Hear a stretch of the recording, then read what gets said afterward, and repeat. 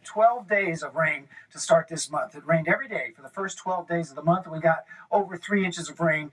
But now we're in a deficit. We should be about 4 inches of rain. On January 12th, the tap was just turned off. When will it turn back on? Well, it doesn't look like it's going to be tomorrow or even maybe on Monday. So we've had 12 straight days without rain. And we did this last year with 13 straight days in January. And if we make it to Tuesday, we will tie a record for 15 days without rain in a row. That was set back in 1963. We got a good run at it. We got a good chance of that actually happening because the chance of rain is very low for the next several days. You saw a nice picture from Seattle. Here's another one from the Emerald Queen Casino. And the waterfront is looking good.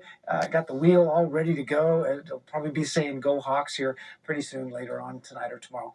All right, forecast highs. Looking across the country. We're going to get into the 40s. And we have 50s and 60s on the West Coast. But look at the temperatures in the Midwest, all the way from Canada down to Mexico. It is single-digit weather for hundreds of miles around the Canadian border. And then you add the moisture to that cold air, and look at the size of this winter storm.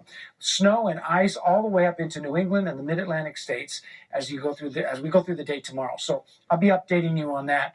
And as you heard earlier, if you're flying in and out of SeaTac, check ahead, because all of those airports in that winter storm area are going to have delays, and that will probably translate to our area too.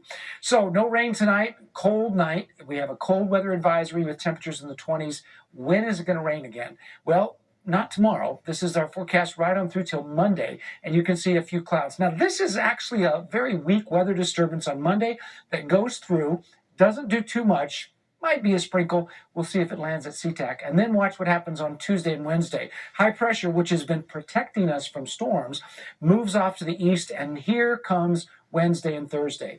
Now, this storm will be approaching us from the Pacific. So with that in mind, winds will be out of the south in advance of that. That means our temperatures go back into the 50s, but the snow level goes up as well. So we'll get the moisture back, let's say Wednesday into the weekend, but the snow level through here is going to be up around 4,000 to 5,000 feet. Not exactly prime for getting a lot of snow in the Cascades or the Olympics. Seahawks play tomorrow, folks, and it looks like a good day. Thanks, Rob.